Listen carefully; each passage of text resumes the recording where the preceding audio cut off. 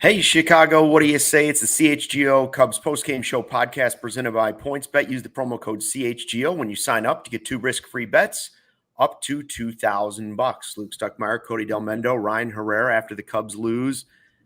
No, I'm sorry, after the Cubs blow a 4-0 lead and lose 5-4 in 11 innings.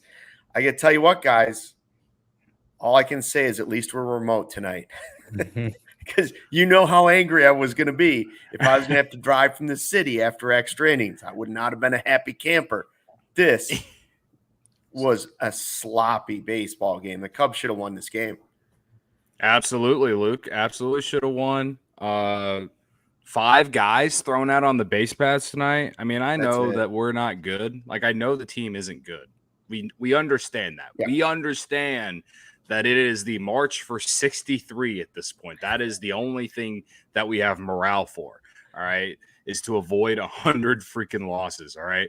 And you get a 4-run lead. Javier Assad has, like, a great start for the type of player that he is. And then, I don't know, Eric Ullman gives up the 3-run jag. Bullpen just didn't – the bullpen is what the bullpen is. Like, I don't envision seeing anything better, and I don't envision seeing anything worse. We're going to see nights where they look really good, and we're going to get really excited about the young arms, and we're going to see nights like this where, because they're young, we're going to get pissed off when they blow it, and that's just what bullpens do. But I think I really like the tweet you sent earlier, Luke, where you said that when you get thrown out on the base paths as much as the Cubs have, at that point it was like 3 or 4, like – you deserve to lose when you do that. Like baseball gods. You had every chance to tack on even more runs, and you hurt yourself. And they showed that in the 10th and the 11th inning with the being thrown out on the base paths. Both innings.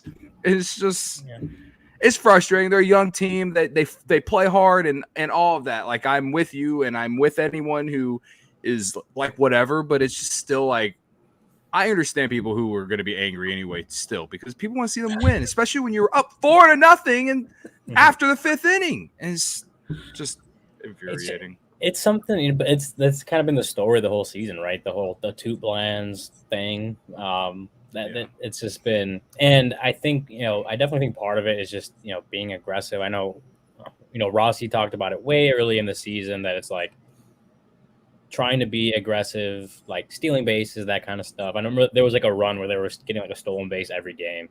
And it was kind of partially about being aggressive. And I think that still is, like, even that Franmil one right there at the end of the game, I think it was the 10th inning. I think you could tell he was being aggressive, overly aggressive, probably. But being aggressive, I mean, it's just, but it is what it is. Like I don't know if I don't know if they're leading the league in like outs on the base paths, but they have to be up there, because it does happen a lot, and it's not like it's like a one-time occurrence and you're kind of overreacting like it does. So even though, again, it's partially just being more aggressive on the base paths, which is what you want for a team that doesn't slug the ball a lot or as much as other teams, that kind of comes down to when you're making 5 outs on the base paths in one game, like it's, I don't know. It's hard to balance like liking the aggressiveness and also just like how you getting thrown out on the base pass so much, especially when a couple of them are just like being like just mistakes on the base pass, like outs that shouldn't have happened. If you get thrown out stealing a base, like that's one thing, but I don't know. There's something. I mean, like the Nelson one's hard because any season, like next year, if the shift's gone, that's a base hit. That's a base hit he's scoring, right? Like that's hard to be like, it's a line drive up the middle that I think it was Bo Bichette was up there maybe, and happened to catch. I mean, it's hard to balance that, wanting to be aggressive and also like obviously wanting them to not get thrown out on the base pass. Like it's a weird like juxtaposition in that sense. It's happening a lot, so it's not just a one-time thing. Like it's been a whole season thing. I don't know. You could see it as many things as the Cubs have like kind of started to do a little bit better. That's kind of one thing that's been happening all season. Yeah, I mean, earlier in the season, I wasn't sure if it was just like, hey, Ross has told them be aggressive. Maybe they're not a bad base running team. Maybe they're just being overly aggressive, like Cody was talking, because like they need ways to score runs. I get that. But at this point, we can identify them as a bad base running team. Okay. And, maybe that's because some of the guys out there are not really Major League Baseball players. I mean, they're in the major leagues, but they're not going to be like long career major league guys. And I can't blame this game on the bullpen because the Cubs traded away their 4 best relievers. So, of course, there are going to be nights where the bullpen's going to give up some runs. But when you run into 5 outs on the base paths against a team that's fighting for their lives, trying to hold off the Orioles to get the last wild card spot in the American League, you're not going to win that game very often. And you got a nice performance out of Assad, who's now gone 9 innings to start his major league, starting career, no runs. Like, this is a guy who basically sets you up to get wins against Wainwright and Barrios. Like, okay. I mean, you couldn't ask any more from the guy that started the game. And if you went into it just looking at it on paper, you'd have said, well, I know Toronto's starter isn't having a great season, but he's a former all-star. And this is a young guy coming up trying to make it.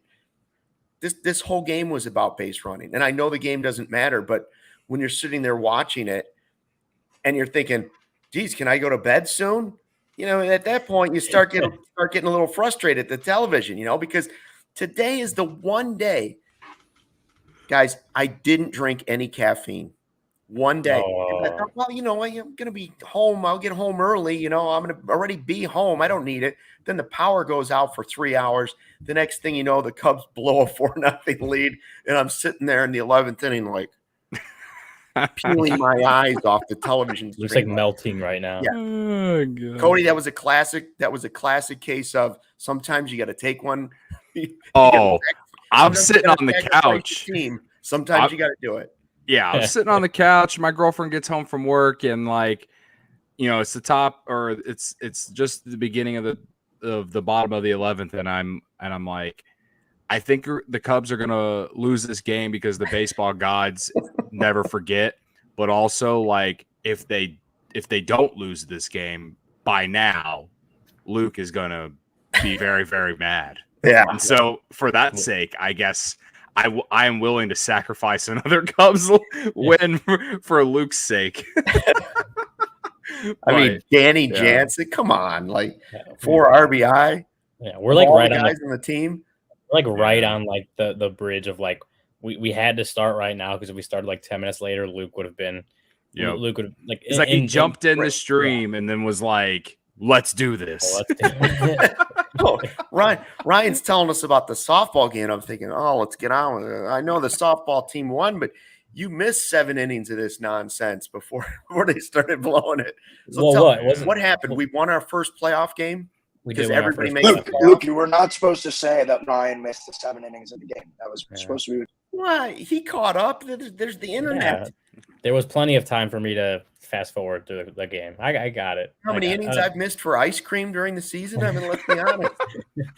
You remember that 19-5 loss to the Padres? How much of that game do you think we really watched? There's a lot of ping pong. We won 18-8. We won 18-8. We were down 2-0 after the first inning, and then started going around and around and around and then around the bases. I mean, it was. I'm not sure who the other team was that we were playing. I don't know who that is, but it was a good test for us. I think it was like we had to get that first round win out the way. Now we got Cody's bitter rivals coming up in a couple weeks, I think. But yeah, shall not be named except on Twitter Spaces. Okay. Yeah, so we're looking good. We got a week tomorrow, next week, bye week because Labor Day. Everyone's got the bye week. So we got a couple weeks to recover. My feet are hurting a little bit, but we got a couple weeks to recover. Well, who do we play next? I actually don't know. It might be Odyssey. I'm not sure. That'd be a big showdown. Cody might have to dust off the cleats for that one. That's what I was saying, like Cody's bitter rivals. Yeah. Might have to make a comeback. Might have to be the revenge game. So never forget. No one in the chat understands or knows why I can't talk about it, but just know it. What do you guys think of Assad? Is he someone that's, I mean, there's so many young pitchers or like right on the fringe pitchers that the Cubs have now. you could take a handful of them and I could say, yep, they could be on the roster next year. And you could take the same handful and I'd be like, probably not. It's just, all right. I don't know.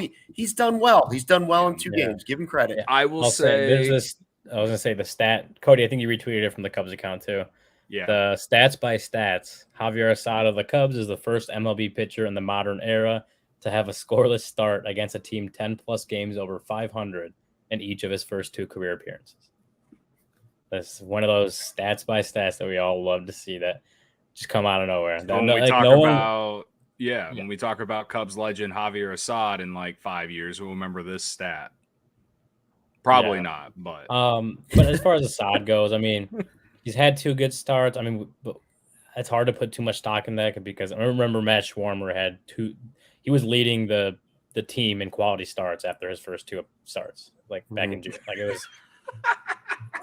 I know it's not even a knock against Schwarmer. It's just that like 2 starts don't lock in anything. I don't think. I mean, Assad, he's had some success. I think it was definitely a good decision to bring him up and see what you got in him. You want him to, if he gets a couple more turns in the rotation, obviously you want him to keep building off it. But it's just like you can't say Javier Assad is going to be on the roster next year in any form, just based on his first 2 starts. Because young pitchers, I mean, we talk about like bullpens being kind of volatile and up and down, that kind of thing. Like even young pitchers, like again, have a couple good starts. Javier Assad, I mean, you don't want to see him get lit up next start, but it could happen. I mean, as teams start to get more data on young guys, and it's not even just pitchers, it's anyone. Like we've seen it with like Morel and all those kind of players, the kind of peaks and valleys of a rookie season and all that stuff. But pitchers, especially, once they start kind of figuring out how young pitchers, young arms are throwing, then they get a little, better scouting reports, better know how to attack them or wait for whatever they're giving them. And that's going to be a point where if Assad kind of, again, gets a few more turns in the rotation, once teams make adjustments to him, he's got to be able to adjust back. That's one of the things that you got to see from a young arm. And again, at this point, it's just like you like what you've seen out of him, but you need that to keep going because he's a guy that they're trying to see, is he going to be a 40-man guy? Maybe not even on the active roster next year, but is he going to be a guy they protect in the Rule 5 draft? Like he's kind of got to earn it, right? He's got to prove it. He's done 25. Well. He's 25. But give him credit, like you said, give him credit for definitely doing well against 2 probably playoff teams. Yeah, 100%. Look, you definitely do. I would say that I am on, and I think this is a fair assessment. I am at the point where I think that he is a very solid depth piece. You get an injury next year, he's a guy who come up, make a spot start. Maybe if he shows out insanely in spring training or something, maybe he makes the active roster and is like one of your long relief, multi-inning reliever type guys. Because of the Cubs have so many of them. Who knows what injuries happen? Like maybe he just finds himself on the roster. That's where I realistically think he is and will always be, at least for the Cubs, because they just have so many pitchers with more higher upside than him. But his story is interesting, and you root for guys like that. And the one thing I will say that is positive is like, how how many times we watch all these good teams? Remember during the golden era when the Cubs would play whatever team and they would go up against some random dude that you never heard of, and then they would just not do shit. Well, that was basically what the Blue Jays did tonight. And all I'm saying is the reason that happens, one, they didn't know anything about him because the scouting report isn't that great yet. But also, like when you have depth like the Cubs have at pitching, like having a guy like Javier Assad is just a very nice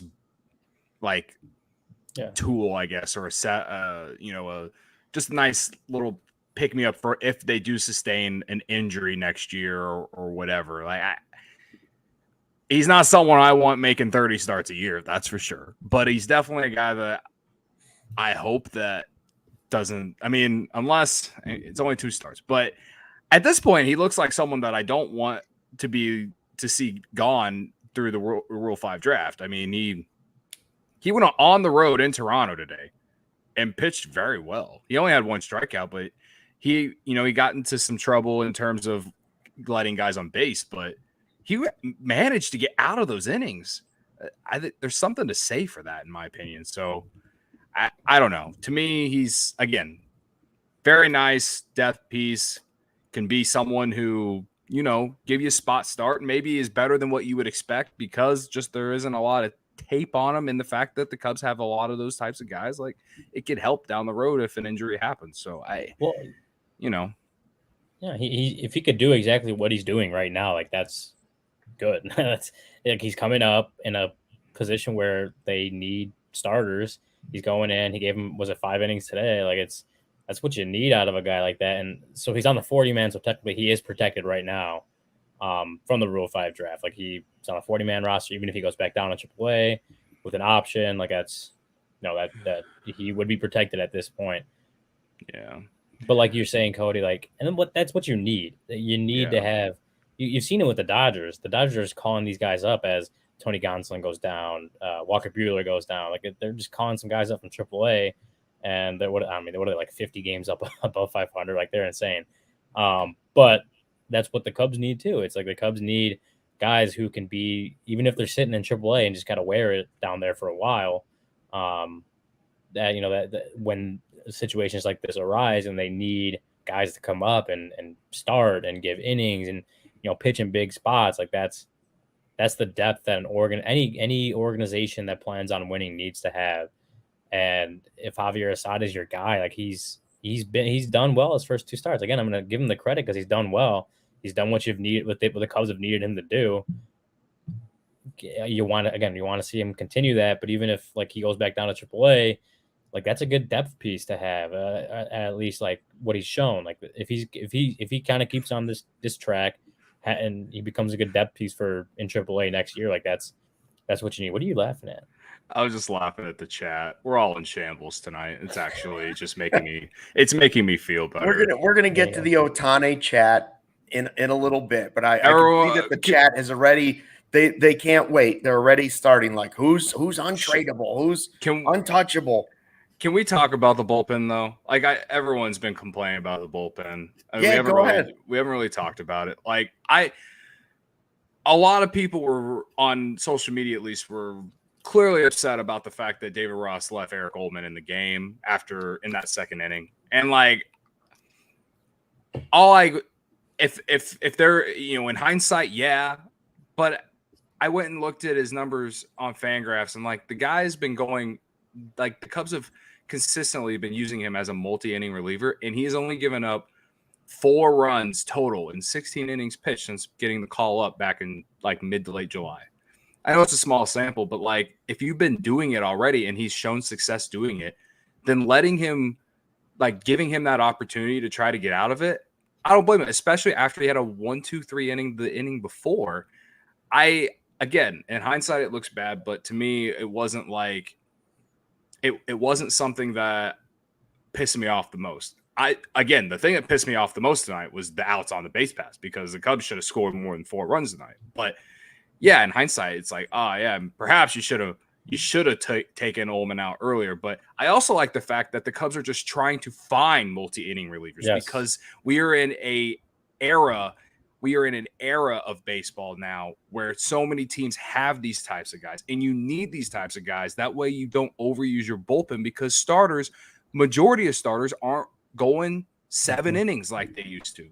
You're extremely happy if your starter goes 6 innings these days. And it's not even something that every starter is doing. I mean, there are very, very few where your starter is going consistently, 6+ every start. So like when you aren't getting as much out of your starter in this era, you need more multi-inning guys. So at this point in the season, when the Cubs are out of it and like wins and losses don't matter, then yeah, I don't mind that David Ross left a young bullpen arm that has already showed some success at the major league level trying to pitch out of a jam that he got himself into. Because A, it's good experience, and 2, if he gets out of it, it only raises his confidence. Right. Yeah.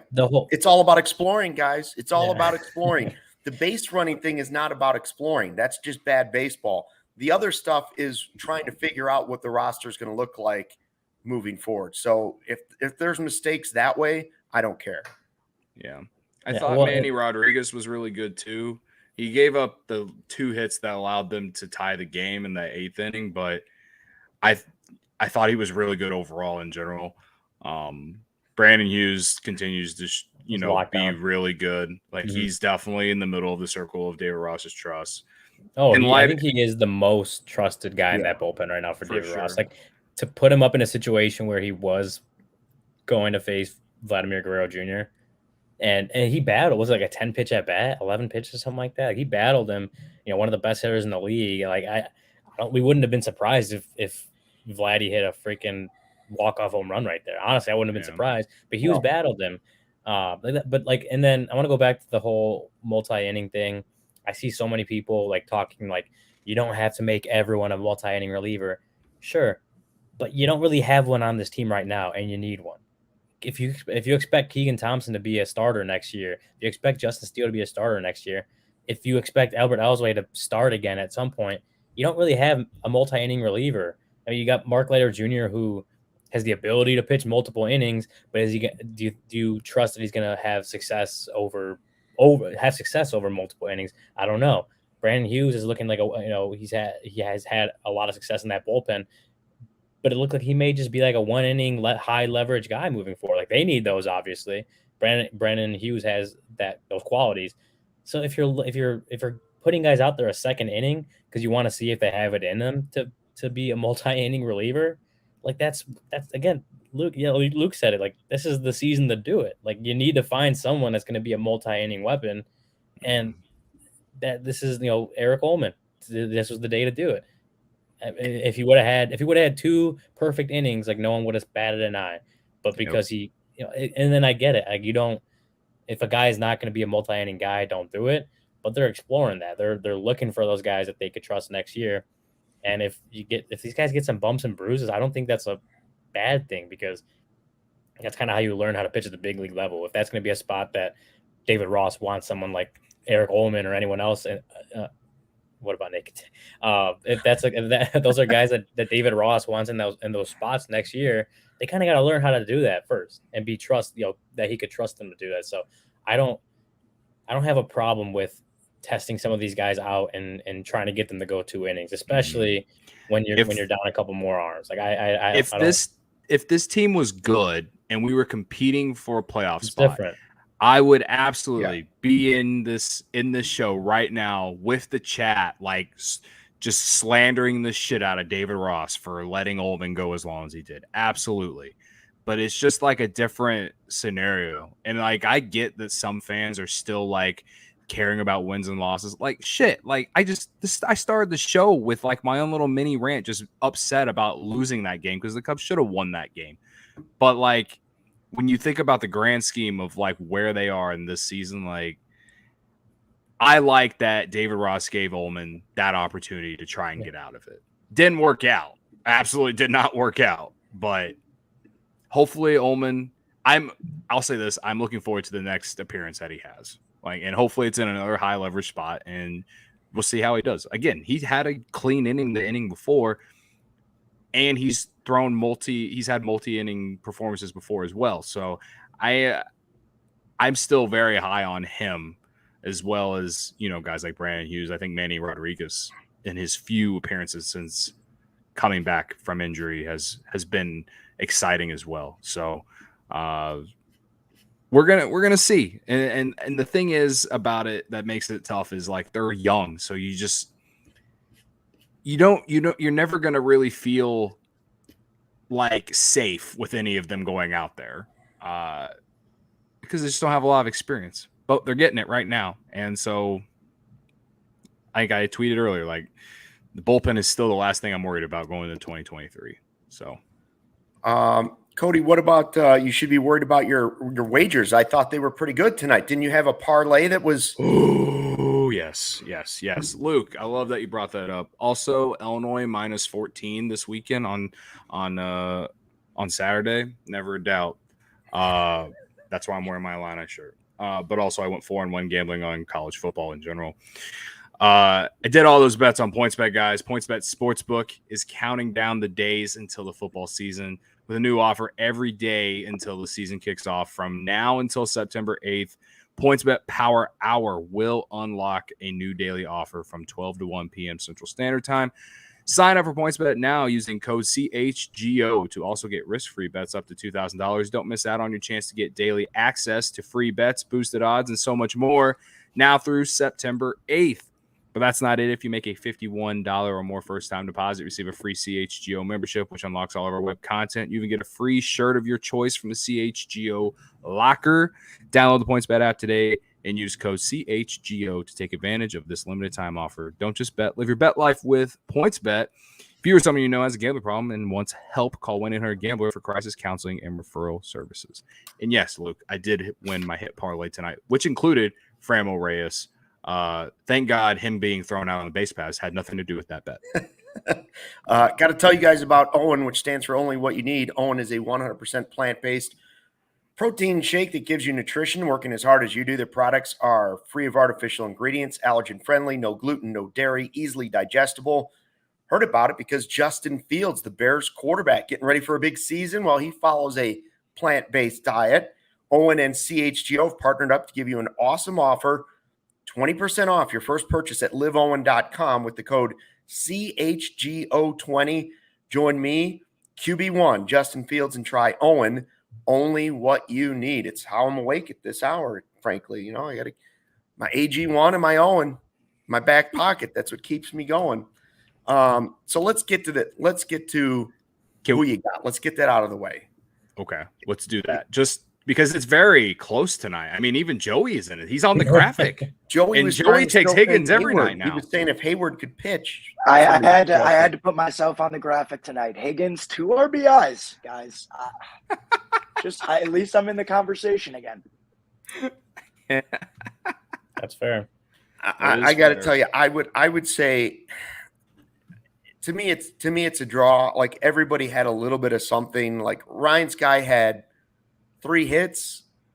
2 of them were sketchy, and he got thrown out in a bad base running play. And then he made 2 good RBI, plays. but just an RBI and a single.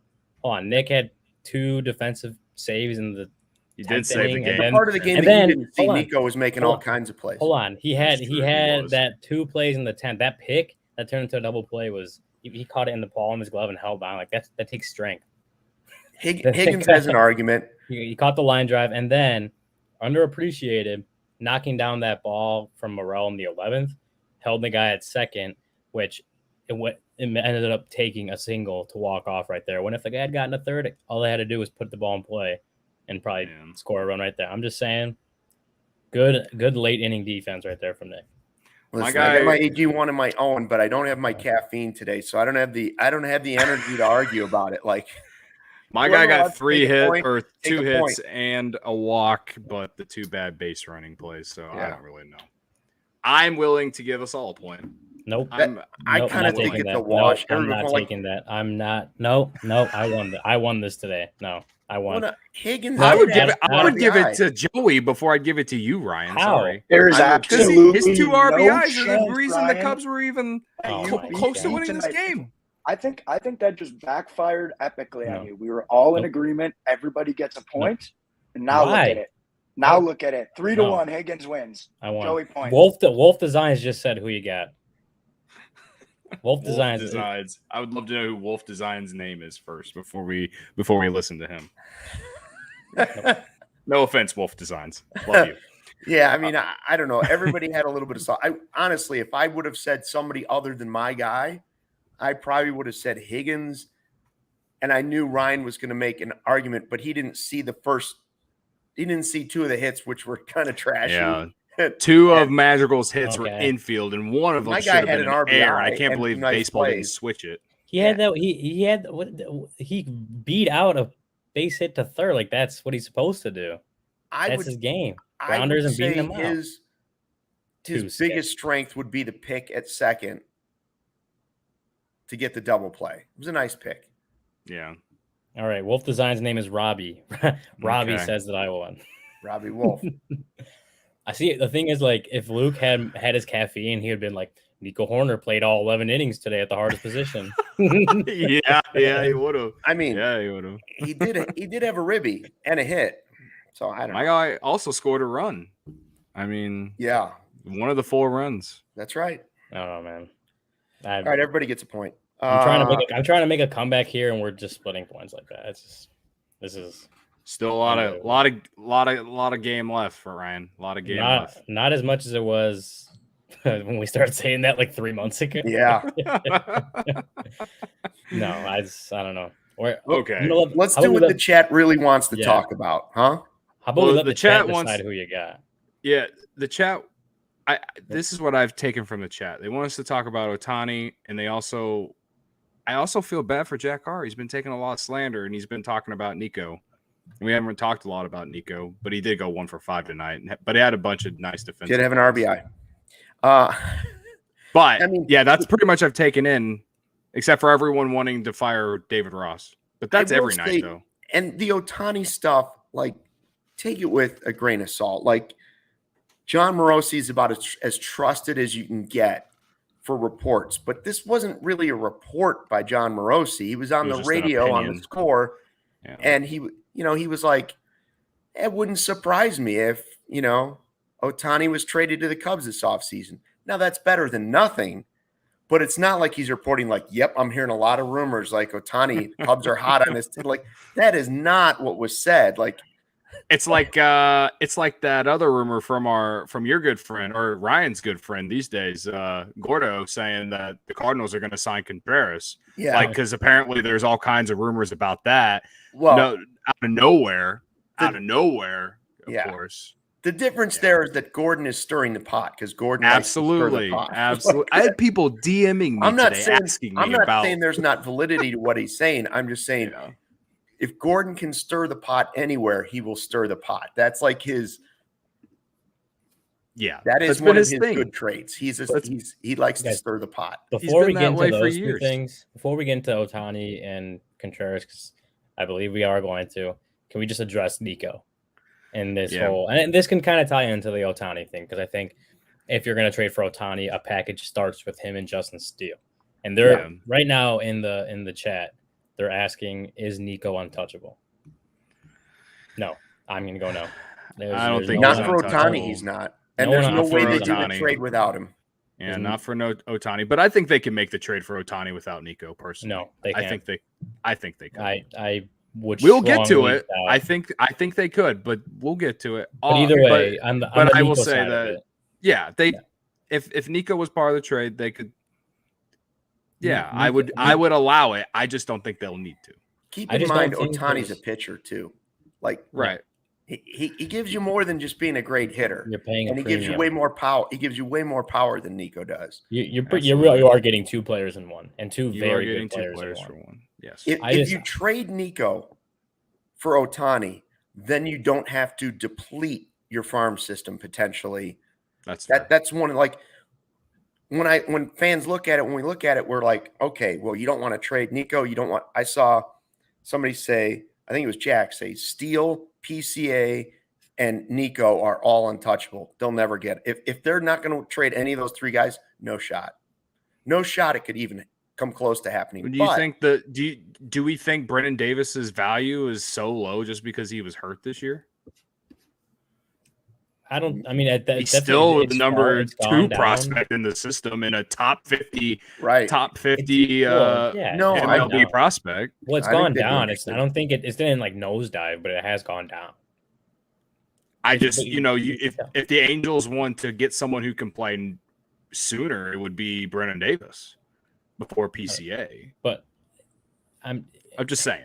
Yeah, I know. But just back to the topic is like Nico's not untouchable. I don't think anyone on this roster is. I don't really think there's many players in baseball that are untouchable at the right price. Really, like I don't. It's hard to say anyone's untouchable because if you come with a contract offer or a trade offer that you can't refuse, Juan Soto should have been untouchable. Yes. Juan Soto Mike Trout should be too, and he's apparently not untouchable. Shohei Ohtani should be untouchable, and he's in rumors. He's been in rumors since the trade deadline. He's going to be in rumors this whole next year. That's the state of the league right now, man. Like that's just what it is. Like all these small market teams, like if things don't work out quickly, then they're moving guys. And the Angels aren't really a small market team, but that's besides. That's just beside the that they're a different type of problem and they've had the same problem for like a decade, where having Mike Trout and you can't win with him is just beyond me. Like, I don't understand it. But and now you have Ohtani and Anthony Rendon, and you still can't win. Like, the amount of like free agent signings they've made that have just completely flopped is just mind-blowingly bad. Yeah. It makes me feel good about all of the bad moves that the Cubs have made. So. And I'm still seeing in the chat, Nico is an awesome player. Obviously, we've seen it this year. He's he really has stepped into a big leadership role in that clubhouse. Like, I think he's younger than me by a few months. 25. And players will still look up to him because he carries himself like a leader. He works like a leader. He has done everything right, and you see it on the field. And he said he wants to be on the next great Cubs team. Like, he wants to be there and he wants to help lead the charge. Will he win an MVP in the future? Like, I don't know if that's his ceiling, but he's definitely I think he'll definitely be an all-star, maybe even a couple times, maybe even a few times. And he has that ability and the leadership, the clubhouse, everyone in there loves him. Coaching staff loves him. Front office loves him. Jed Hoyer the other day actually was kind of asked about locking up some of the players now, kind of being aggressive in that way, kind of the opposite of what they did with the last core. And he was kind of talking about looking at extending some guys beyond their arbitration years. And then he got asked about Nico specifically, and he said, that's no question. So it's not a guarantee that he's going to be extended, but that's a guy they look at as a piece of a very good big piece of this future great Cubs team that's supposed to be on the way. But again, it is a cutthroat business. This is baseball. It's not. It's just because you have the guys that want to be in Chicago, that doesn't mean you're going to win the World Series with all of them.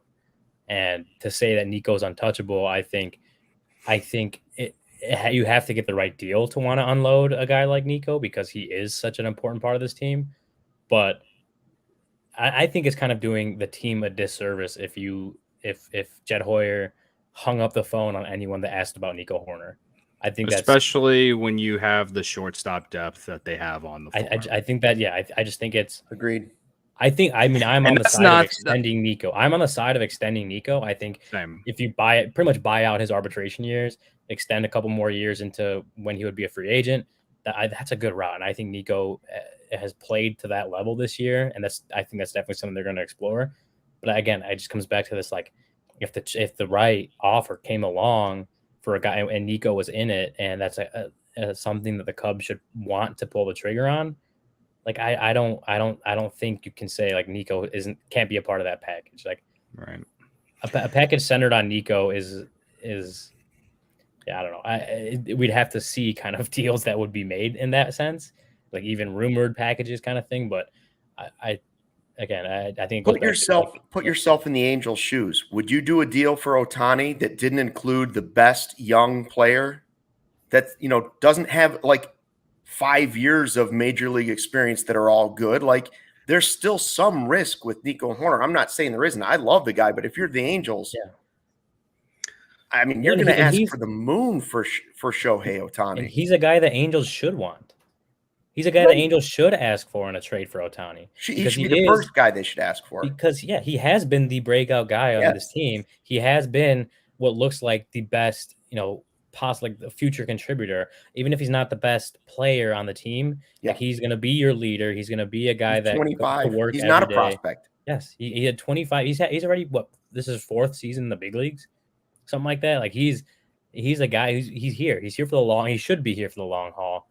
And he's going to be a very good piece of that winning team. So that's the first guy that, like you said, Luke, that the Angels should be asking about in a trade for Ohtani. If the Cubs come calling for Ohtani, the Angels should be start with Nico. Start with Nico in a trade like that because he is that good. He is that guy. He's proven it. I think we all came into this season wanting to see it, and he's shown it to levels and levels above what we expected. And I think, that's again, but all comes back to he's not untouchable. No, that's it.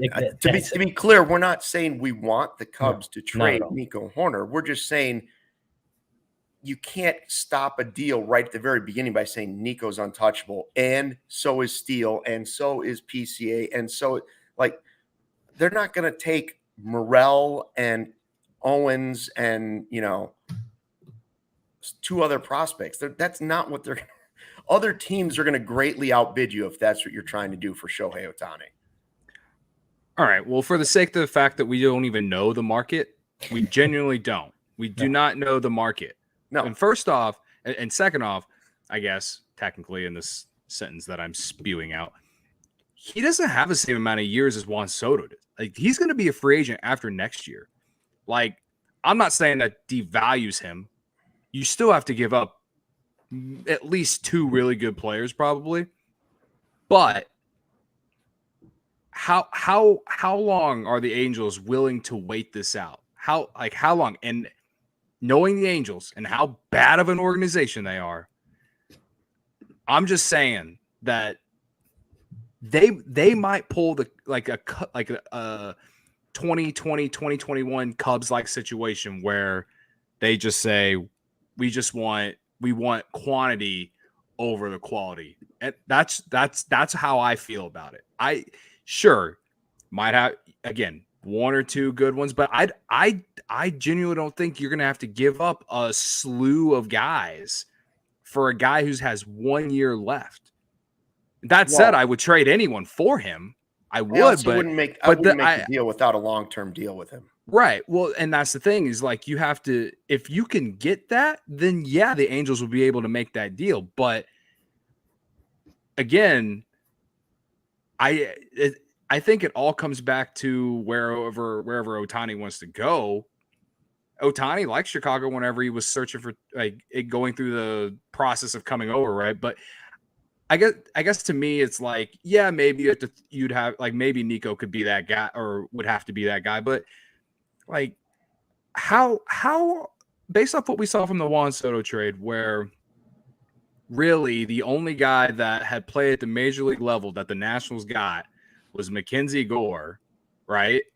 Is there another name in there that I missed? They were a bunch of first round picks. Yeah, for sure. Abrams, isn't Abrams up already? Like yes. Abrams. Yeah. So a guy, both guys who are rookies. All right. So very young guys who haven't proved anything at the major league level yet. Who's to say that the Cubs wouldn't just have to move one of PCA or Brennan Davis or Kevin Alcantara and then, I don't know, Justin Steele. Like, I don't know. Like that's just how I look at it. I do not think you're going to have to give up a ton for 1 year of Ohtani. I think you are, because again, it goes back to him being two very then high the Angels aren't going to be able to move him. Then the Angels won't be able to move him. And they'll be. I think the Yankees or someone will greatly pay for him. The Dodgers may call him from Los Angeles and go for him. If someone wants him, the Angels will get what they want to get.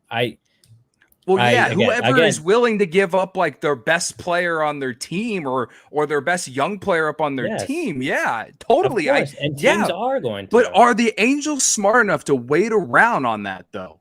That's the thing. Will they actually wait it out and try and do that? I don't think so. I think they just want to get rid of him as fast as they can because their owner wants to sell the team.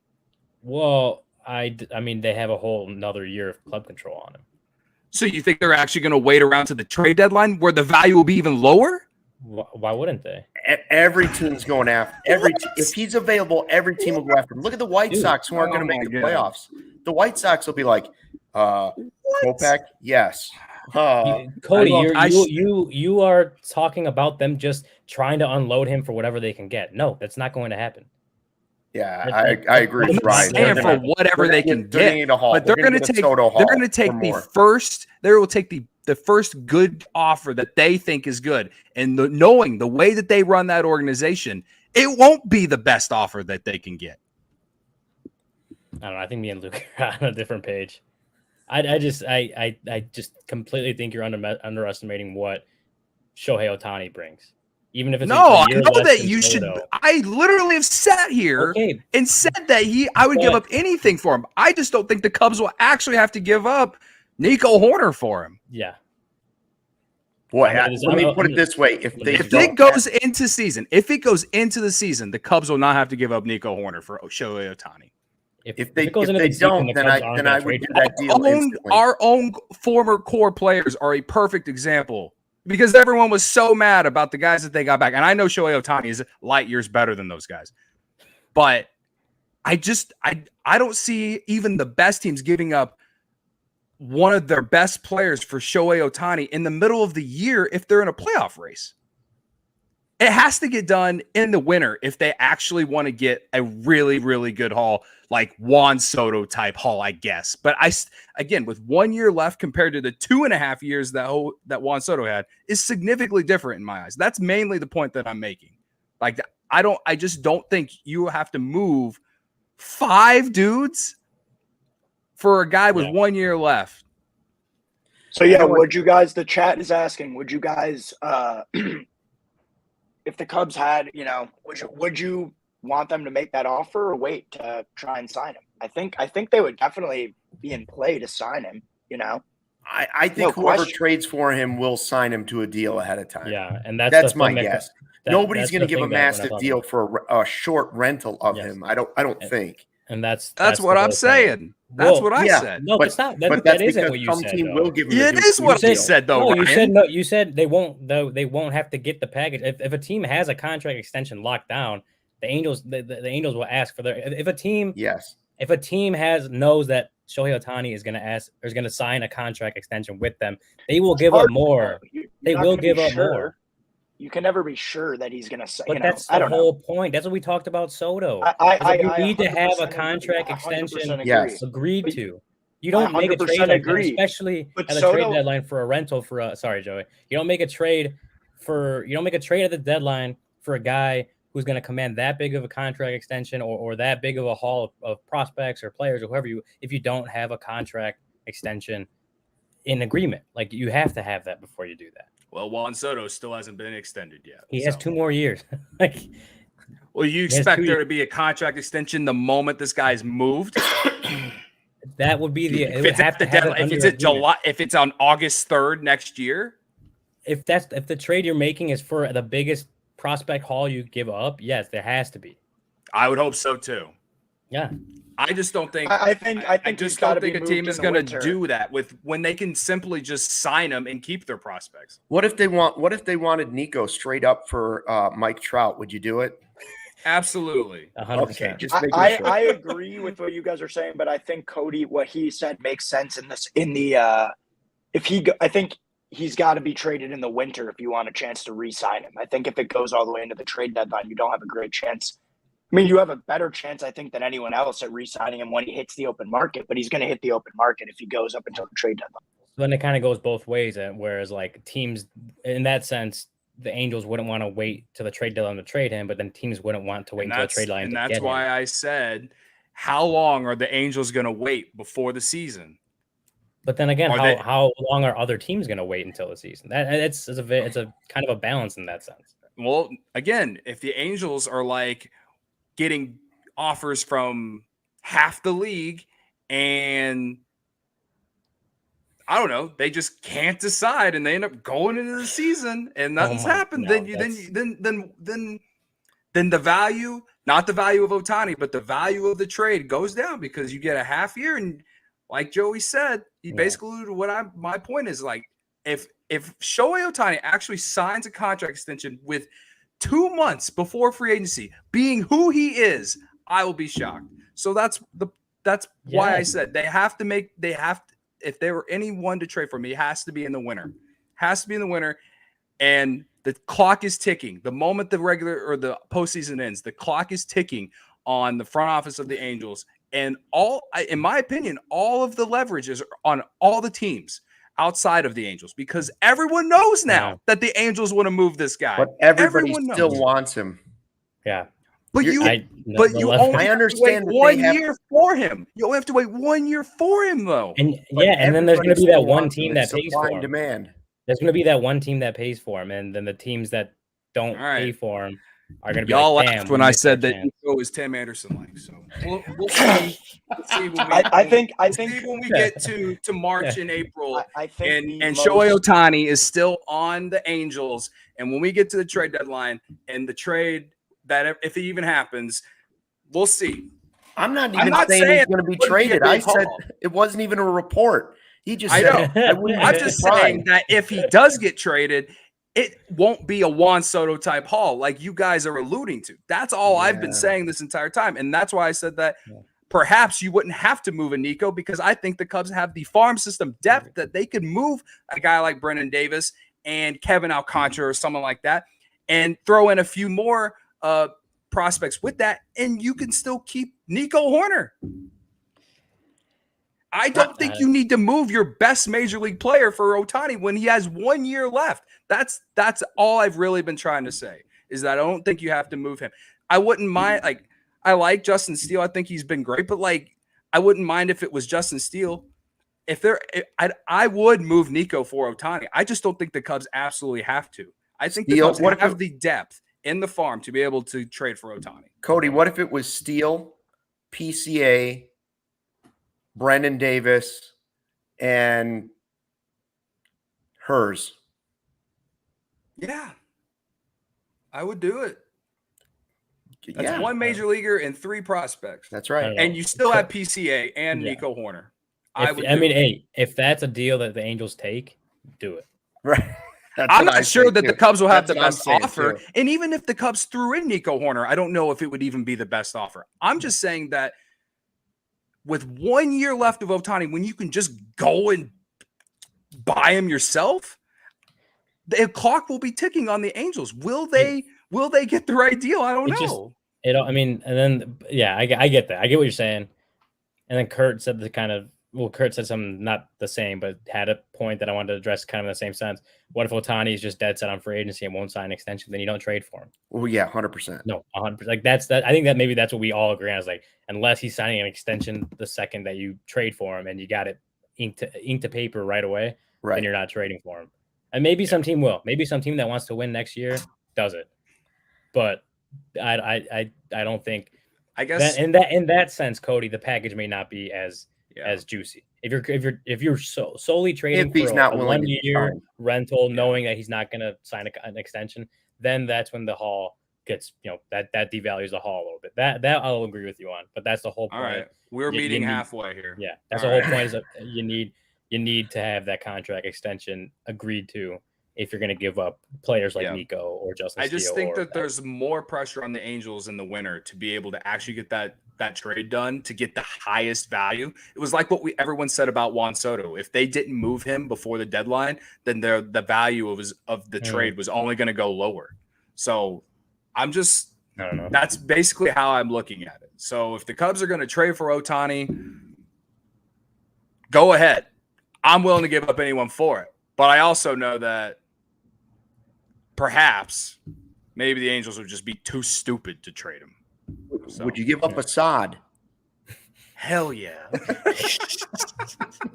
man. Hey, that's the most heated we've gotten on this podcast. Yeah. If you guys enjoy CHGO, and why wouldn't you? One way to help us continue to grow is to download the PointsBet app. Use the code CHGO when you sign up. Not only do you get those 2 risk-free bets for $2,000, but if you make a $50 or more first-time deposit, you receive a free CHGO membership, which unlocks all of our web content by Ryan, and you even get a free t-shirt of your choice from the CHGO locker.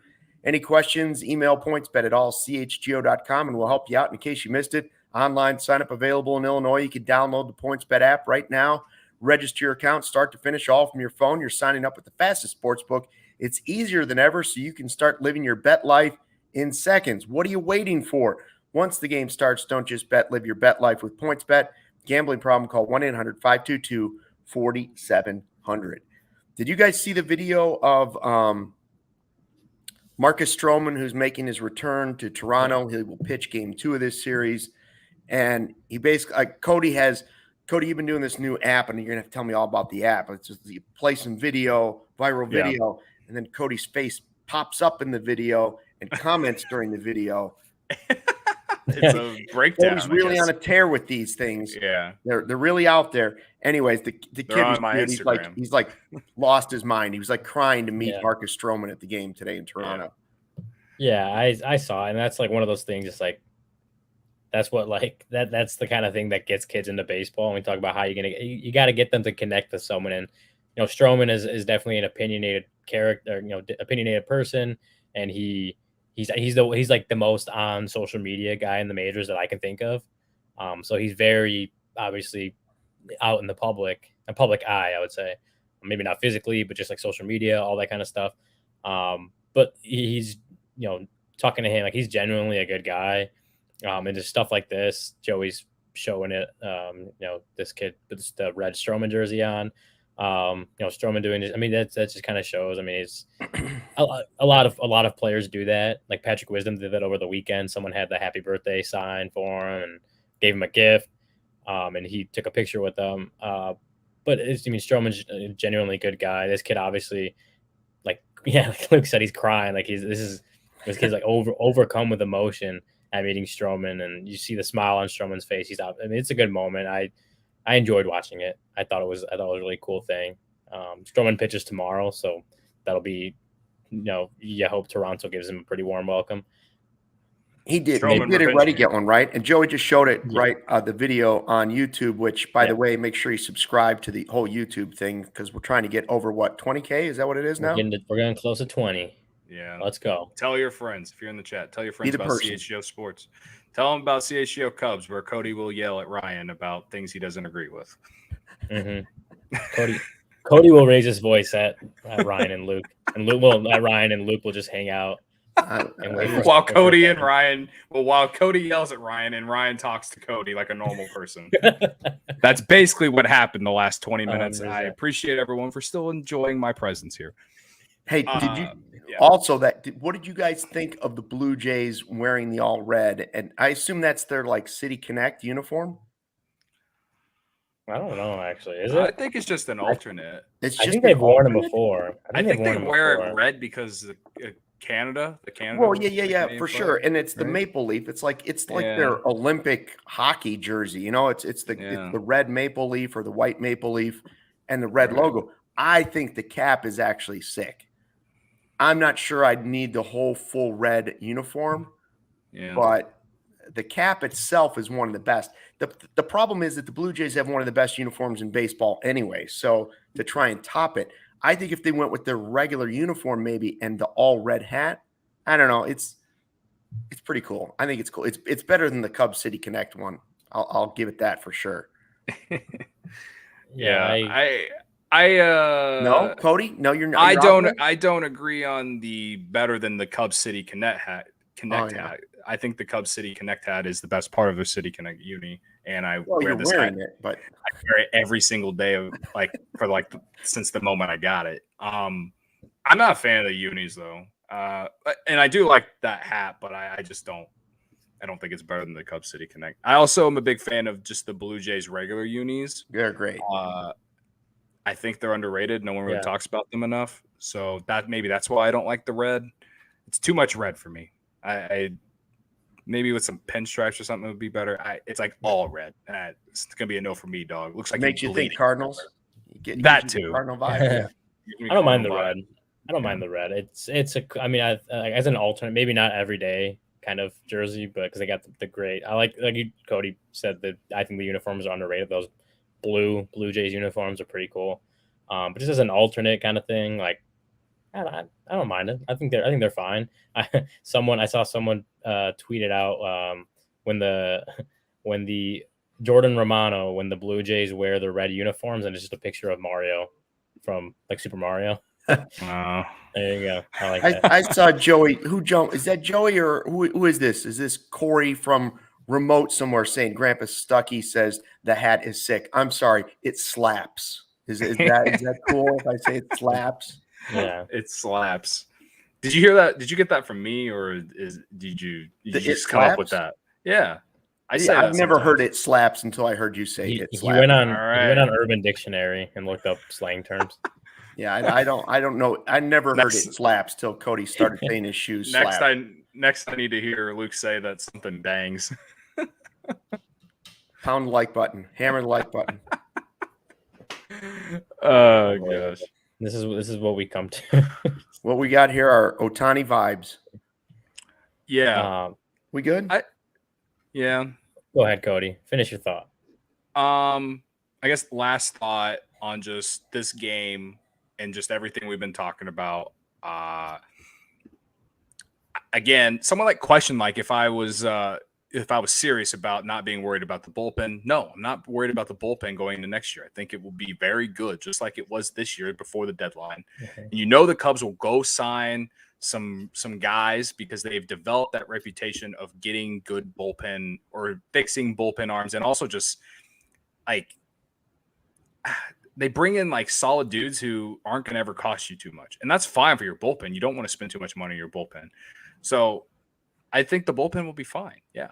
And Ohtani, I trade anyone for him. I just don't think the Cubs will have to include Nico.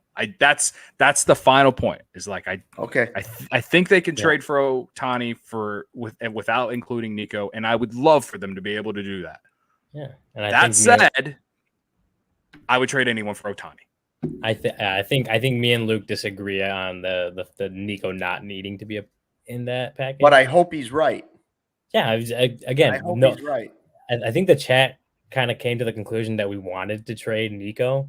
No, like, and that's not the case. We are not asking the Cubs to trade Nico Hoerner. I think Nico Hoerner could be a really, really, really good piece for this future next great Cubs team.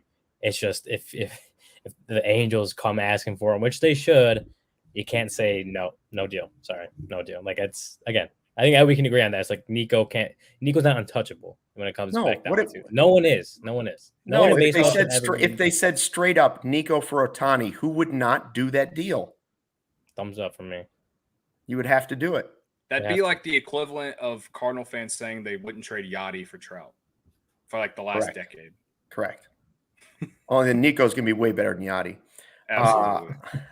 Absolutely. Also, I've just been getting murdered on the internet about my rant the other day. The Molina one? The Molina one. Yeah, I've been getting murdered on TikTok. Over 200 comments on TikTok. Nice. That's just a vibe. That's angry a vibe. Cardinal fans. It actually kind of soothes my soul just a little bit. Like it soothes it, but also like for my own mental health, I haven't read any of them. Just knowing that I triggered them is what soothes my soul, because like it's really not that serious. And they also didn't really get the point, because the whole point was I was mad that they were honoring Yachty Molina before welcoming Sammy Sosa back into the landmark. So, right, fair enough. It is what it is. Cubs lose 5-4 in 11 innings after leading 4-0. And we will be back here after game 2. In studio. Hopefully in studio. If the air conditioning is working, we will be there tomorrow. Hope you'll join us there as well. Thanks for checking out the CHGO Cubs Postgame Show podcast presented by PointsBet. Hey, that game was blown, and we may talk about Ohtani tomorrow, but join us anyways. We'll see you then. Fly the W.